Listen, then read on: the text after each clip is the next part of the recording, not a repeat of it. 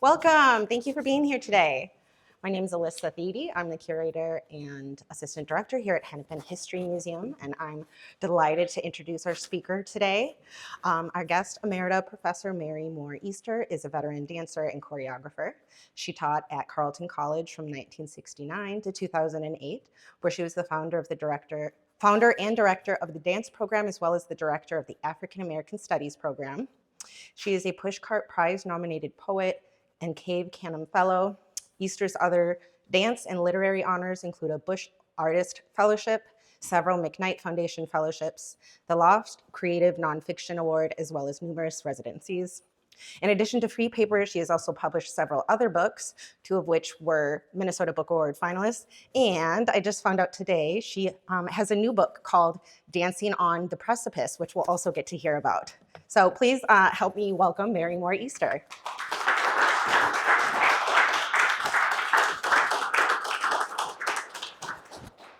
Thank you very much. I hope my voice is cleared to sing this morning because I will be singing, okay? And it's still morning. Well, I'm delighted to be here, first of all, to be back here.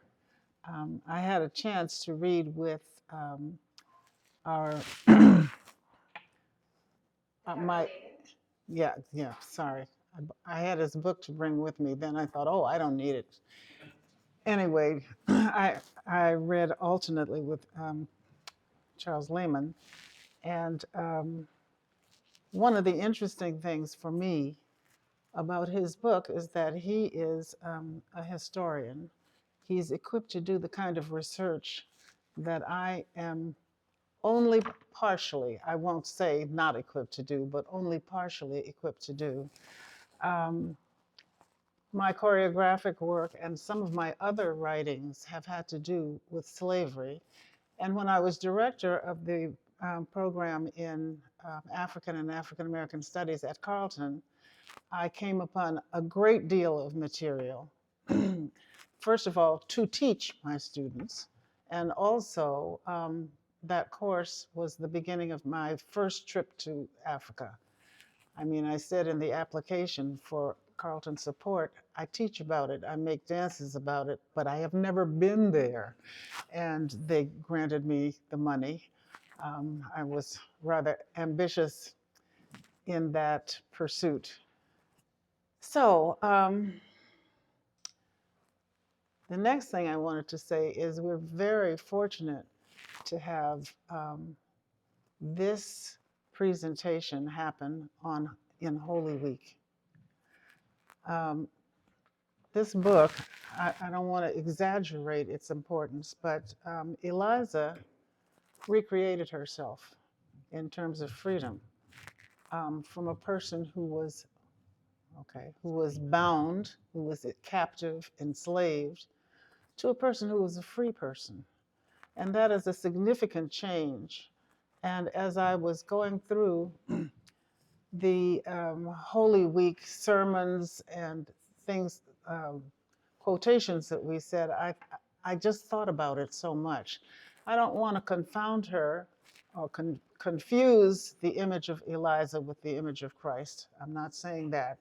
But I do find it very significant that this very time when we're going to celebrate the resurrection tomorrow, that is the time that we're talking about Eliza, who's going to get resurrected by her own efforts into a free person. All right, that's my connecting comment. So, I would like to start with a poem from the book. Now, this is a chapbook, and I'm sure that you know that chapbook is from the Old English, cheap book. It's a small book. All right, you can see small, okay? And at the time that I chanced upon Eliza, I was looking for a place to publish my work, and most places that publish poetry publish 80 or 90 page books as a regular thing, but getting into a contest that will take chapbooks took some research. So my research didn't just start with Eliza, it started with where will I get this book published? And I have a regular publisher. I'm very grateful to him. He has published 3 of my books thus far, and I will just tell you, Noden Press is the publisher of this latest book, which kind of wonderfully complicated the last couple of days because I was finishing it, I was proofreading the galleys, and I was thinking, and I'm about to give a speech on something else altogether.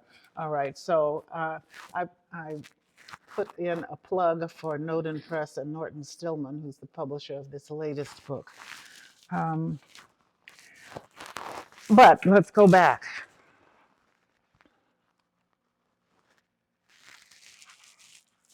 In the beginning of the book, there is this saying, when you can't go forward, healing is in the past, the old folks used to say. Known to be indifferent when inflicting pain, the universe poured forth mercy on me in black abundance. Eliza is my gift to you. Eliza's trembling heart is my gift for you. Eliza's risk is my gift for you. Eliza's courage is my gift for you. Eliza's open eye is my gift to you. And the poem that follows in the book is called In My Extremity. There you were, Eliza, gold from God in plain sight. No one had picked you up, wiped the muck from the landscape of your face. Gold, I tell you, left for me to find, to polish. I won't say to own. You've had enough of that.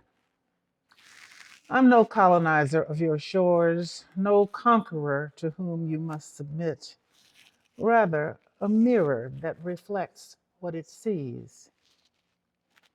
The you that was me, the background that was your time, the spaces surrounding you where I'd rummage and find my own things. Only grace could have offered this circumstance to me. The overlooked coin of the realm, a prize for the one who picks it up, recognizes a value previously unimagined. I feel anointed by the discovery of you, a realm at the beck and call of all that is fertile in me. My feet untethered to walk your fields, climb the mountains embossed under the black of your golden face. The old folks would shout, "Do, Jesus." And that was my feeling on discovering Eliza. I had seen the plaque for Eliza Winston down by the river on Main Street. You can go there and see it yourself anytime. So I had made a note when I first saw it. Research this woman. This is what you're interested in. And this woman came to freedom in this actual place. So there should be a lot of information. But no one had written on her yet. No one had written the Eliza poem. And I didn't set out to write the Eliza poem, but, okay, what was that? Did anybody else hear? Okay, all right. But I did set out to encounter this woman who was so real to me. I went to the African American Museum, and it's a relatively small room in North Minneapolis. I went there because I was in extremity about going the same places all the time, seeing the same people. So I took a different path. I went there, and when I was there, I looked around, and mostly the African American Museum that I went to at that time had an exhibit on people who had lived in Minnesota, but it also had, and I believe this, it was taped to the wall a transcript of Eliza's testimony.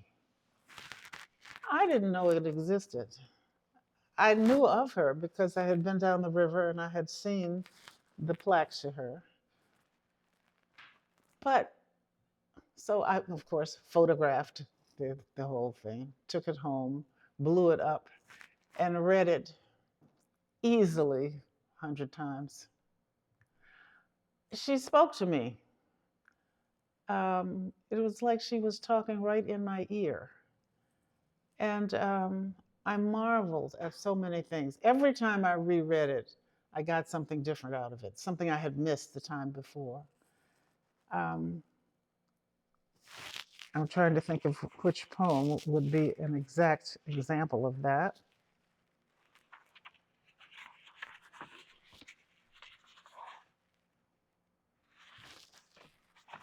Well, first of all, what I did was publish the whole testimony so that anybody reading my poems could check for yourselves, are these the imaginative things that have come out of reading that. So here's something that I read. I read about. She talks about, first of all, she gives her credentials. She has been taken by the abolitionists to the court because they want to make sure that it does what happened to help me Fort Snelling. Yes, yes, thank you. That the court found him in his petition for freedom, returned him to his master. They didn't want that to happen to Eliza. And so they wanted to get a court decision that would make sure that she was free when they said she was free. And so she tells about it. I am an Eliza woman. I am Eliza Winston. Here, there's a part of that in here.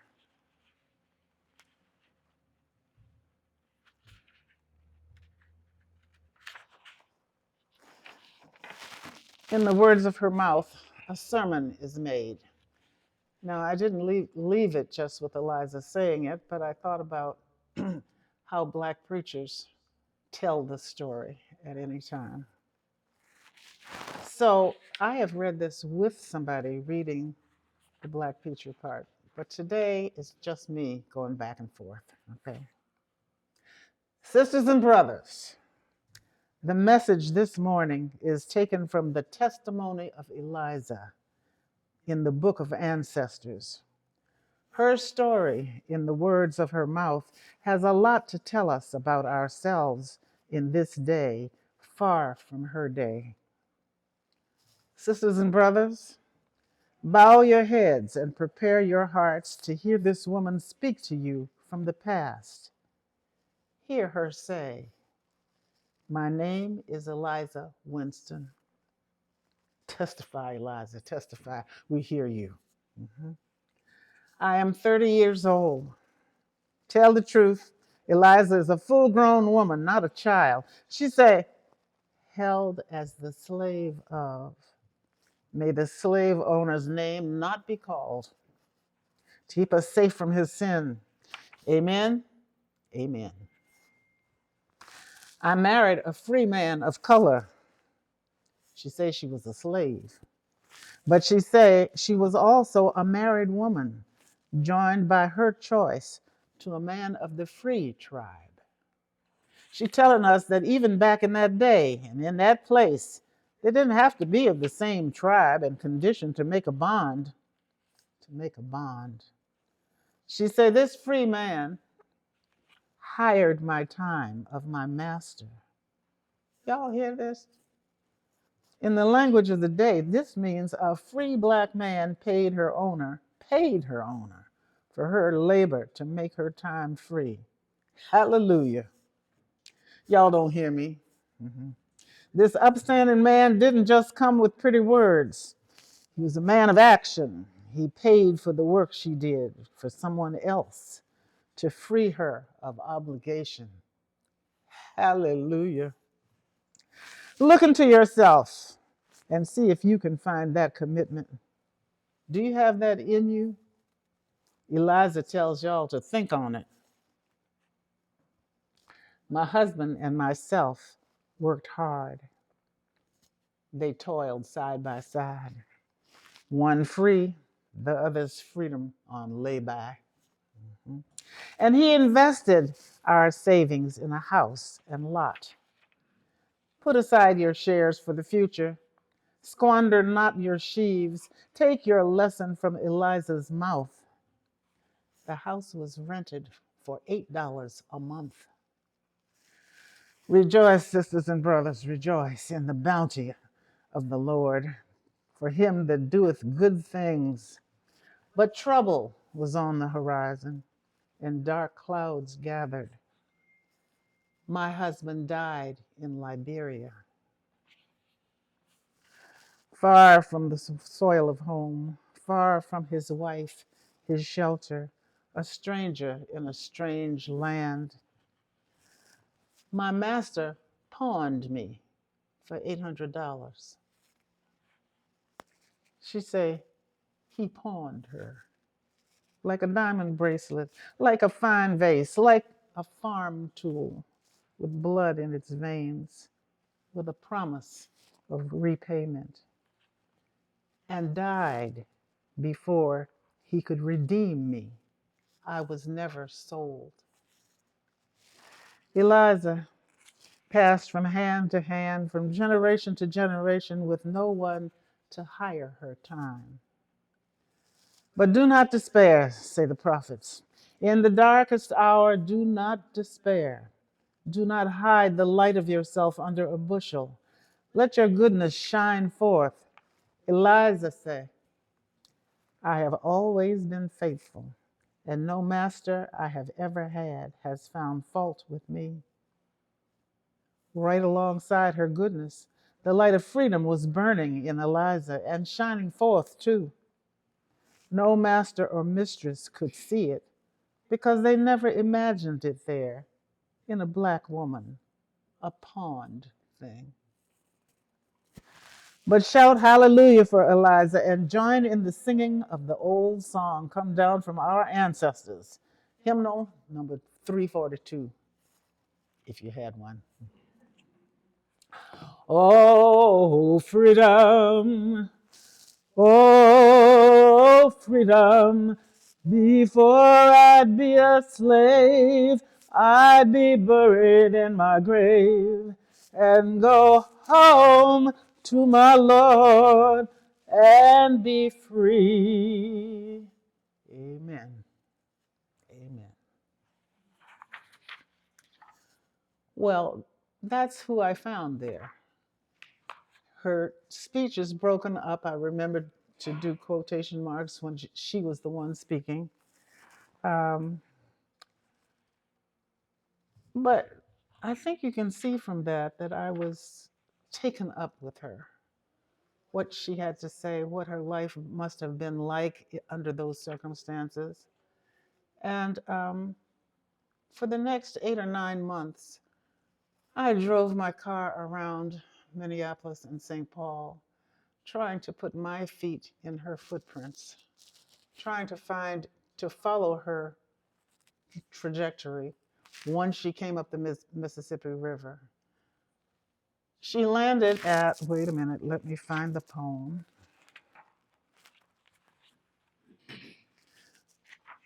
Well, I'm going to go back and start with, she tells about preparing to leave the Shiloh plantation. And she had friends. Now, let me just say, I read it several times over before I realized she had friends. She wasn't just by herself. Well, that was a revelation to me. She had friends, and they made her clothes to take with her. They did not betray her, as often happens in the narratives we get about slave communities. There's always some character who tells on the person who's planning escape. But that was not true of Eliza's friends.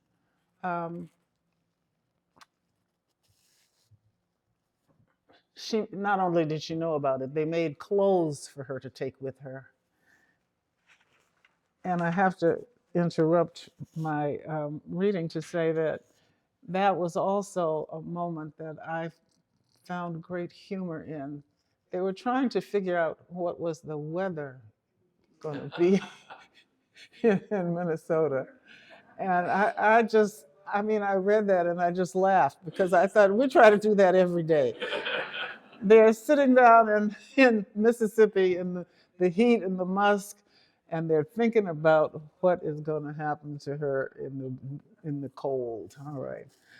So the first woman who is, this poem is called "Those Who Made 2 Years' Worth of Her Clothes Tell About It," and that's exactly what happens. Okay. The first woman says, "He'd tell the land would be white in winter. He'd tell the white would be soft as cotton with thorns of ice, not growing from the ground, but falling from the sky. He'd tell what she gonna need for a body used to heat. I make a secret round my waist of mistresses' ripped pantaloons, stolen honey cover, smuggled down the slave line, ripped at will. She won't miss its rent unmended. Plenty more where that come from." And the second woman says, "As long as these old fingers hold a thimble, you will not tremble in whatever cold they have for you, Eliza. You are not motherless without cover in your solitude. Take with you this vest with sleeves, stitched and doubled, cotton stuffed, these skirts and sack shirts closed with pilfered buttons, tagged with bits of cut-off ribbon to remind your joy to rise inside your obedient face, your fire to blaze inside whatever coals they have for you. Take us with you in each fold and pleat, armored by the freedom that you seek."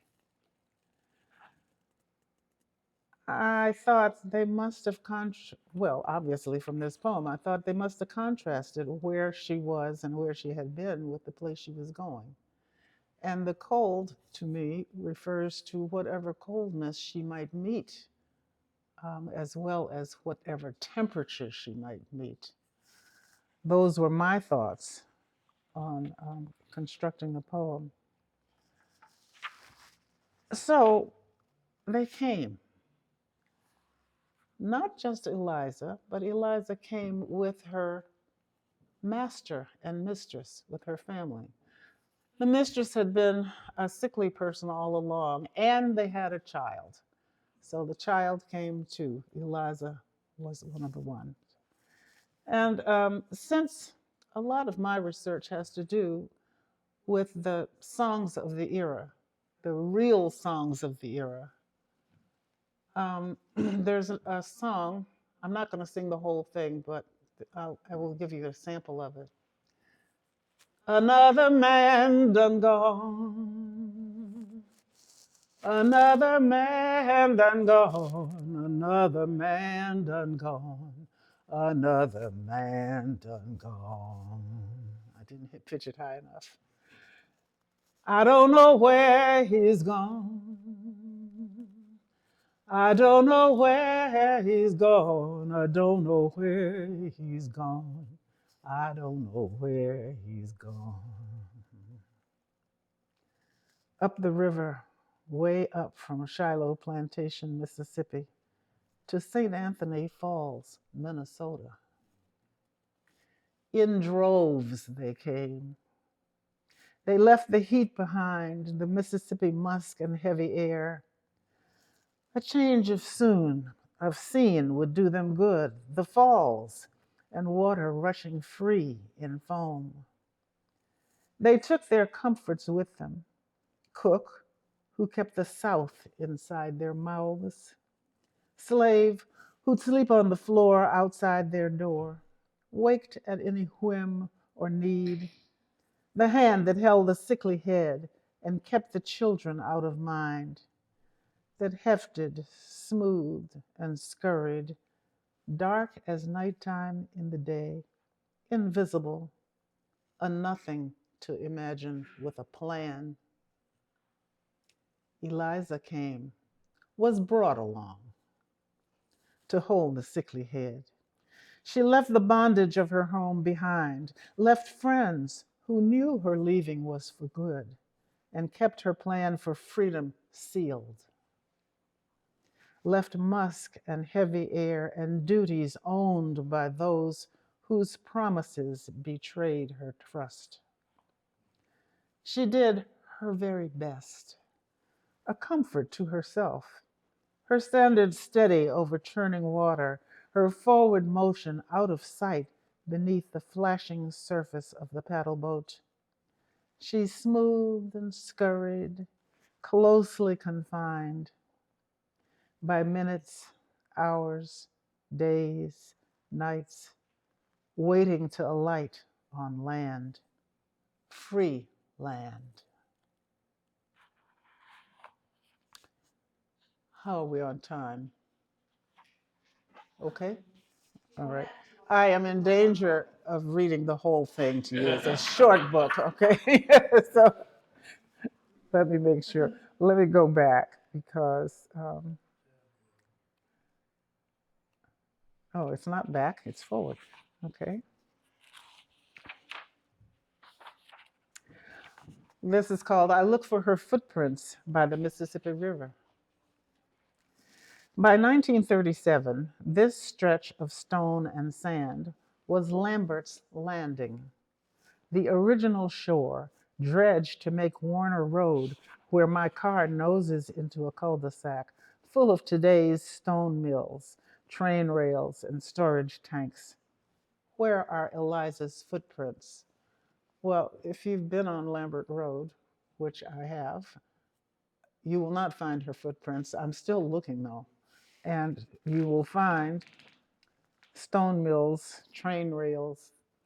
She escaped to Minnesota before the trains were here. And so I go there and I'm surprised, of course, not to find tracks. But that's how it is, looking into the past. The Dakota named the shore here Saskadan, Saskadan, or Little White Rocks. Sandstone bluffs loomed high and white over the water. Later, immigrants called it the Lower Landing in St. Paul, where steamships unloaded them onto the dock into new lives. Slave owner tourists from the South weren't looking for new lives. They didn't guess one of their possessions was planning for it. Never to return to this dock, never this ship going downriver for days to be moored in the fettered place called home. Eliza went down the gangplank to land that would be her freedom soon.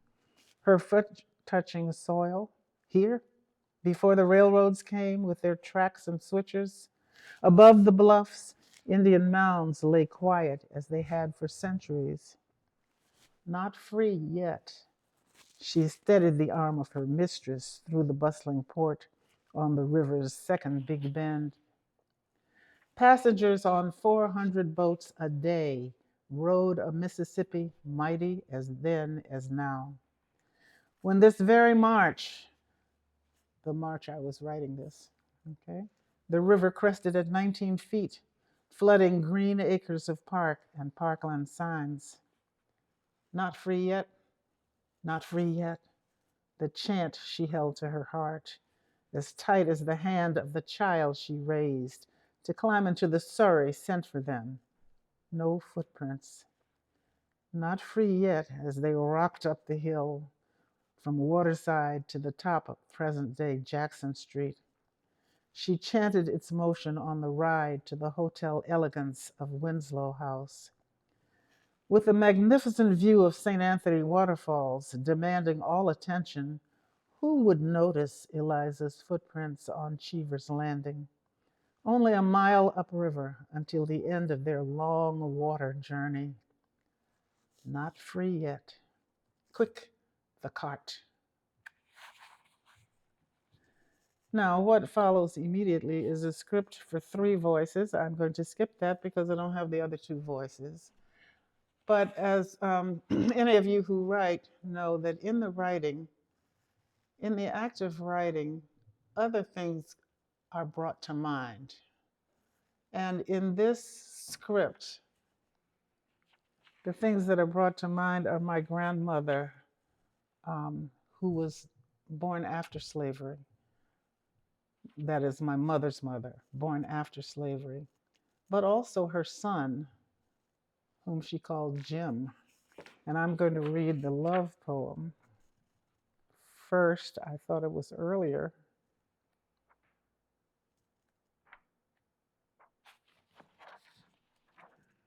This is the very thing about readings I complain about with other people.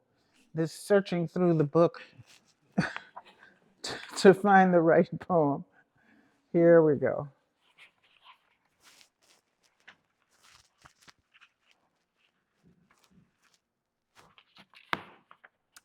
This poem is called Free Swagger. Jim, they called him. You know, his free swagger.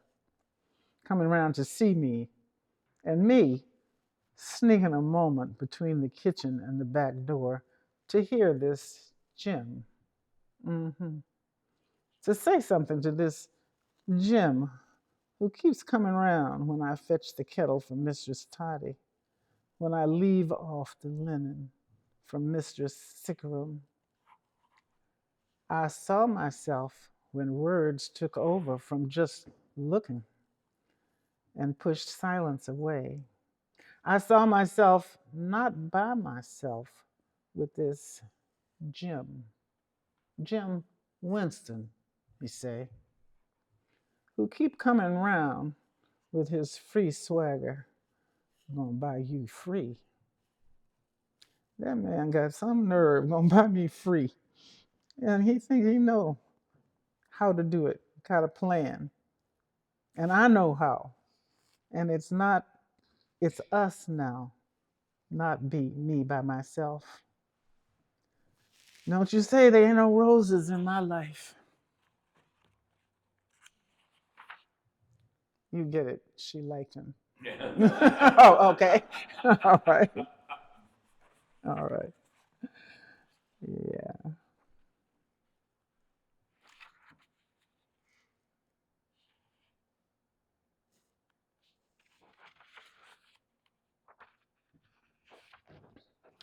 Records in the courtroom, but none of her life before. This has an epigraph by Danez Smith. Some of you may know he is a St. Paul poet with a national reputation. And I took this from one of his pieces. For all of us who come from people who signed with X's. Danez Smith. 1. Someone took it down, their sworn duty to record every word.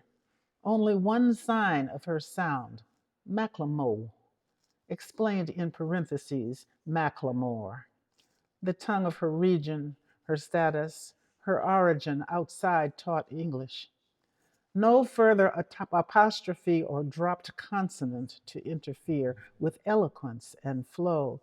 Like she could, even back then, especially back then in the X-signed days, could rap and roll out her life with all its twists, turns, and switchbacks.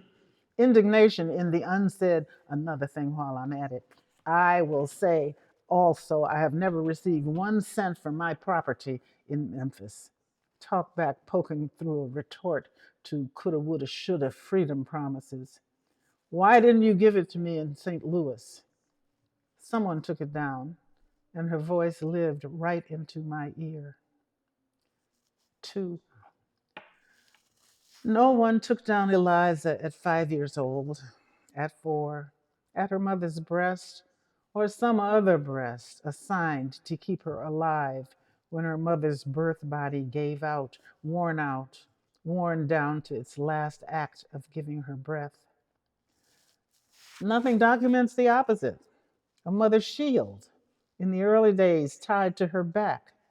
First steps, the surprise of quick speech, the shush of her tongue in danger. No one took down which law cemented her concept of self, held as slave of Mr. Golson, raised by Mr. McLemore.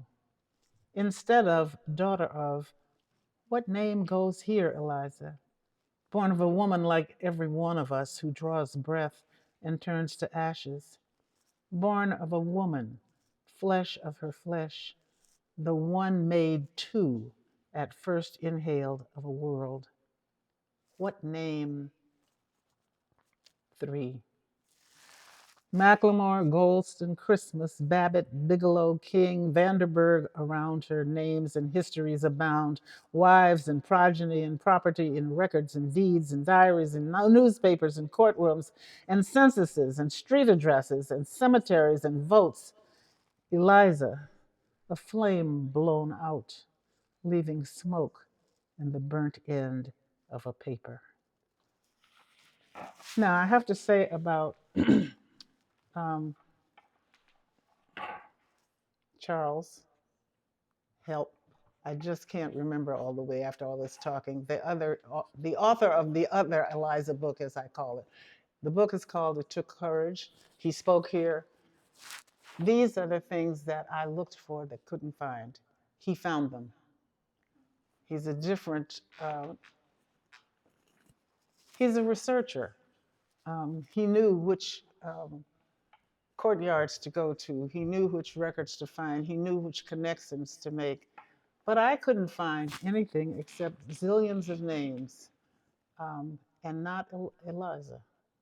So the day I was reading his book and discovered that her grandmother, she knew her grandmother. Her grandmother's name was Judah. I'm dancing around the living room because this question that has been a part of my poems has been answered by somebody who has the skill to do that. Yeah.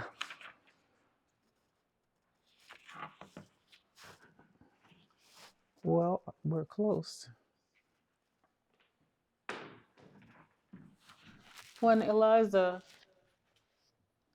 had made contact with the abolitionists who were going to come and get her, she had been taken out to Mrs. Thornton's, a home at Lake Harriet. It was distant, and she suspected that someone had let on about her plans to her master and that he was keeping her away from the center of town where she might have been found. And 3 times her mistress had sent her out into the woods to hide. She didn't know why she was going to have to hide, but she did not want them to miss her. She's expecting them to come, but now she has to go hide in the woods. And I'm thinking how frightened she must have been.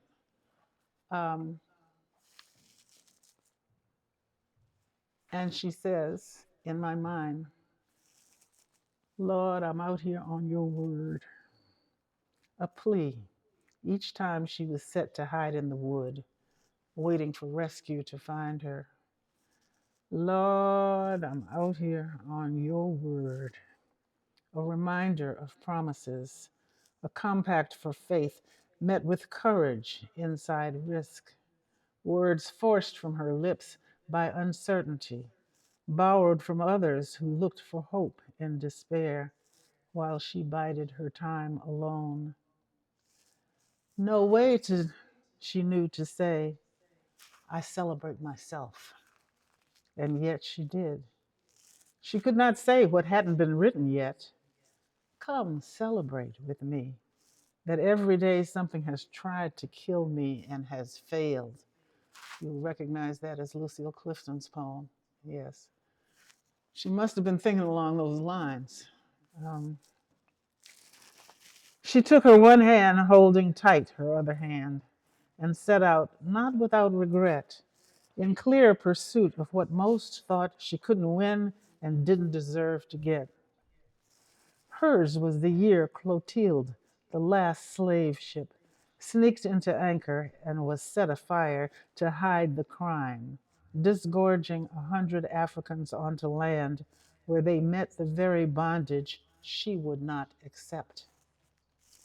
She could not see 6 months ahead, a nation split, half willing to forget the principles that bound them, half standing up to pay a debt to stolen men and women.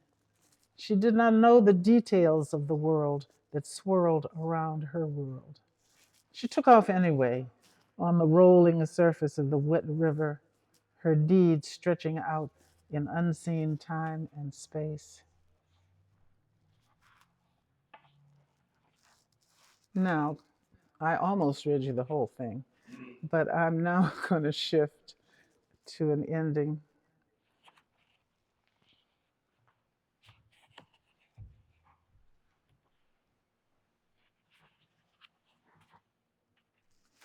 She is here now. Eliza steps out from the erasure of slavery to leave words in a court document that blaze a light and bristle a whirl. I refuse her utter blankness after she seizes freedom. Although she became free as a Black woman, she had nowhere to go, no one to care, once her drama served their principles. Unlikely we'll find her a nurse girl in Memphis. Memphis was burning. Don't let her go. Find her here, now.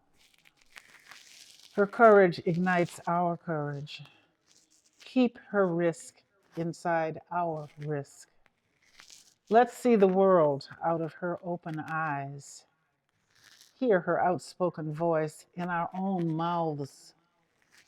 Go from these pages to a freedom she cedes to you and you and you. Thank you.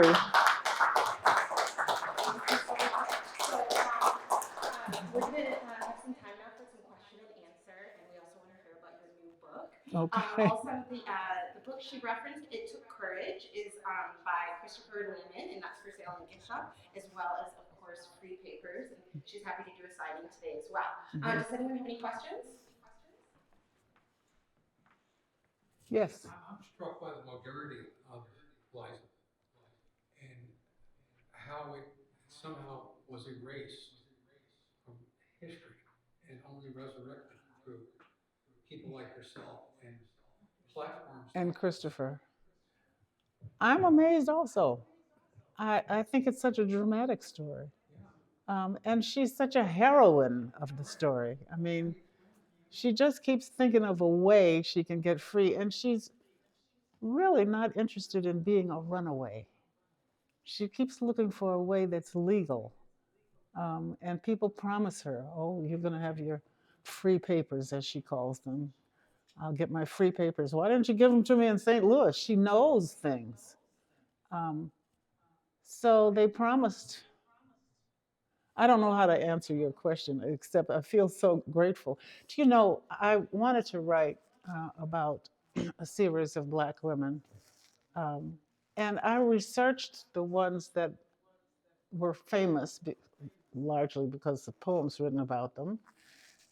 And all the foremost Black poets had written these poems already. I thought, well, I'm not going up against Elizabeth Alexander, excuse me, I mean, I can name all of these people, but then I found Eliza and nobody had written anything. And that's part, she was so golden to me, because I had my chance to talk about her, to amplify her name. That is the phrase, I think. Yeah, so I don't know. And Christopher's research did even more and found connections even to, I'm not going to tell his story, no, he can do that. Um,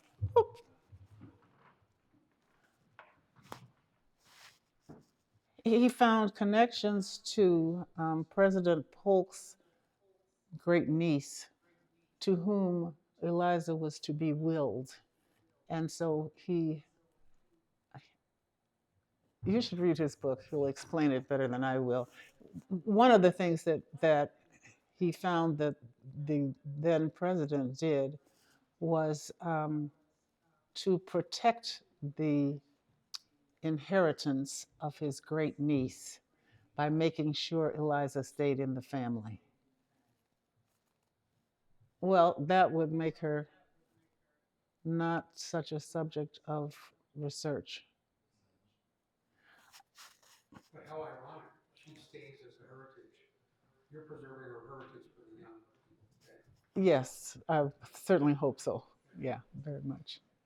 Um, yes.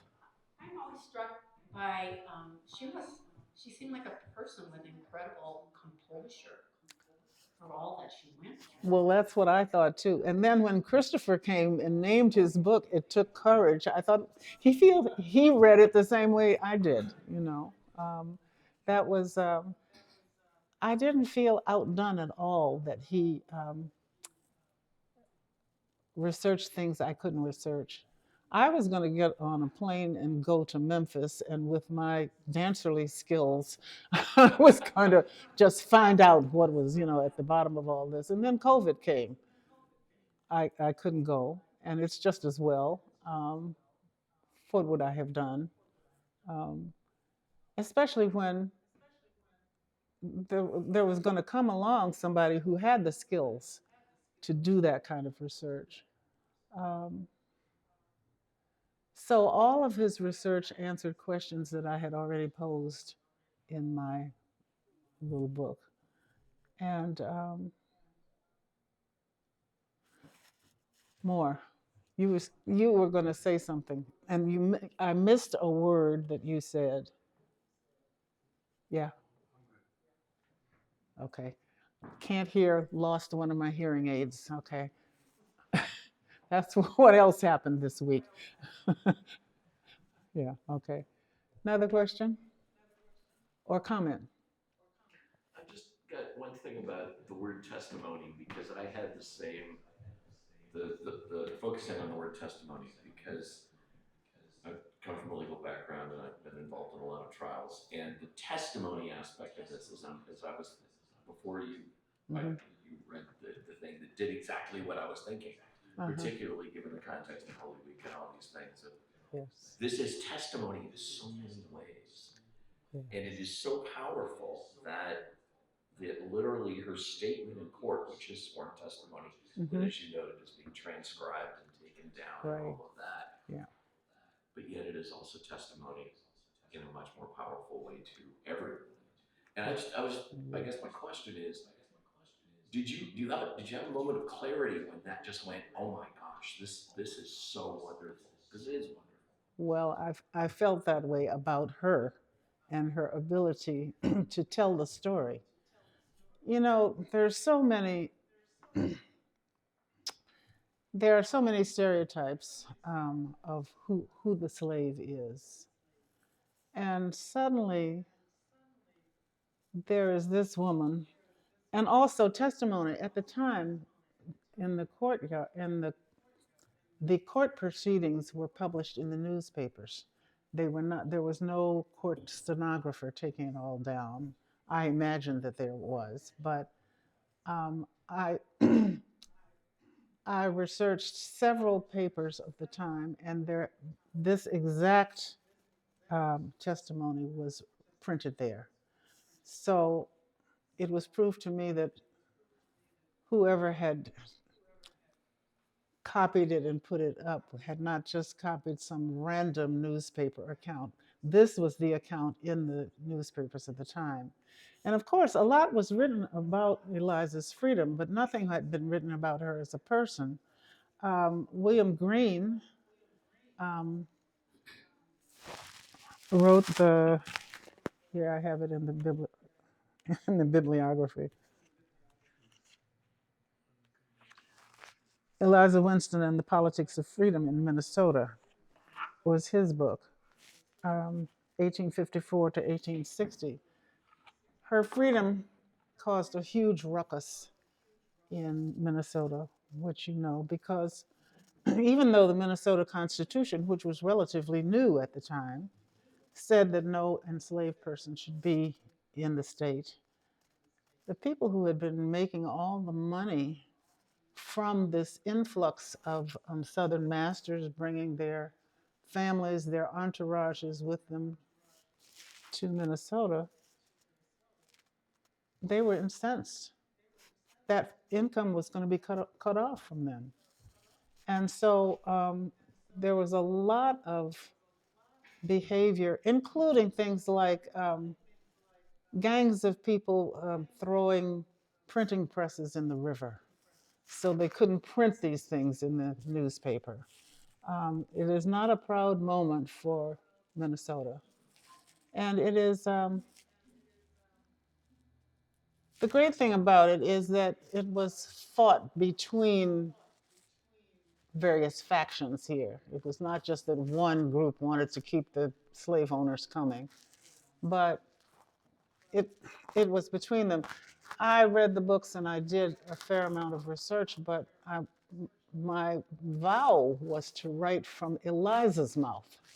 And so, yeah, even though I have some rapidly fading facts in the back of my mind about that time. And I even have one poem about it. It's quick.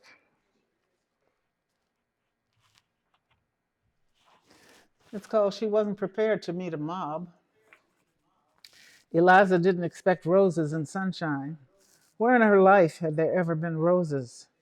Still, she wasn't prepared to meet a mob at the threshold of the courtroom, place of triumph, free, free to walk into arms raised against her, shouts bursting above an angry murmur, malign intent simmering in the air. Her guardians grasped her arms, hustled her to a carriage. She gasped in the gallop of hooves, away to a big house. This is going to Lake Harriet. Away to clamor at the door, crowds gathering outside. In the simmer, she stood free in the stairwell. When they battered the door, she stood free as the lady of the house leveled her pistol and fired a shot that backed them away.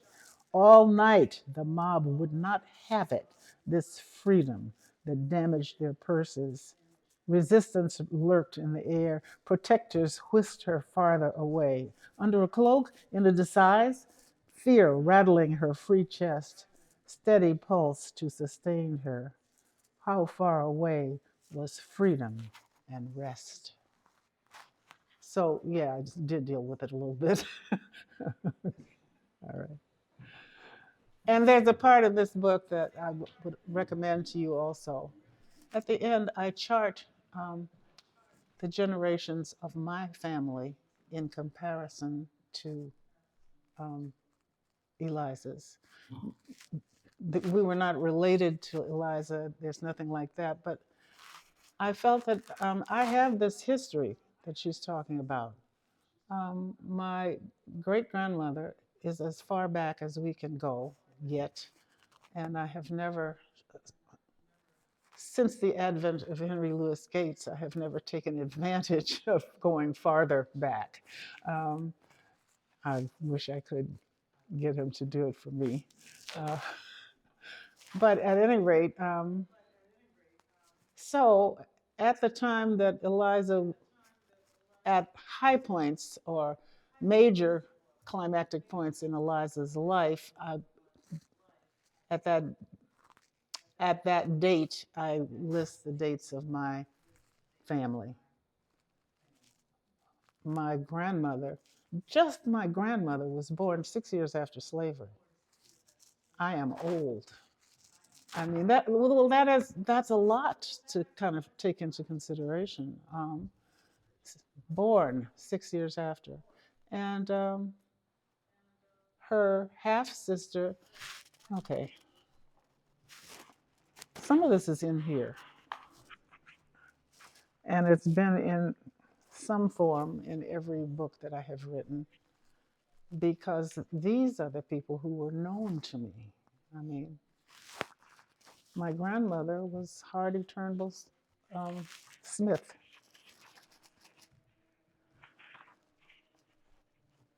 Okay, where is it? Here it is. My great-grandmother, Anna Mallory, that's Hardy's mother, was born on Christmas Day in 1843. And by my calculation, Eliza was born in 1830. Now, what Christopher, Lehman. thank you. But it's just having so much trouble. Christopher Lehman has said that she was not 30 years old, as she said in the affidavit. And I don't know why she listed that. Maybe that's what she felt, that old. And I don't know what records were kept that could disprove it. Obviously, he has found some records. But so all of these correspondences are more correspondences of the period than the exact date. It's still true that Hardy Morrison Turnbull Smith, my mother's mother, was still born in 6 years after the end of slavery.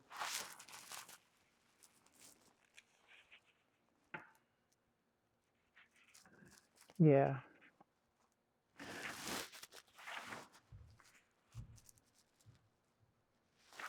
Right. I'm not going to try to reconstruct that. Other questions, comments? Well, it is about noon, but before we end today, I wondered if you'd want to speak about your new book. Oh, my new book? Okay. There it is. It should be in independent bookstores any minute. Norton Stillman, the publisher, drove these over to my building to give me. So it would be done. Galleys red, blurbs on the back. And easily what this is 3 years ago, I had open heart surgery and the removal of an aneurysm. And I can't say that I started writing that day, but this is an account of my recovery. And it goes off in all directions. So expect me to find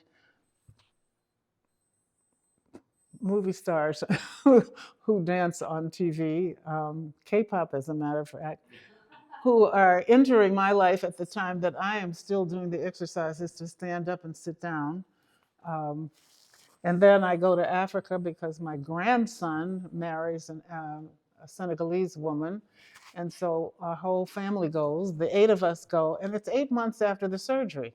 So it's still in that healing time, but I can walk and I can go the places and see the people. And now all of a sudden I'm introduced to this whole new African family.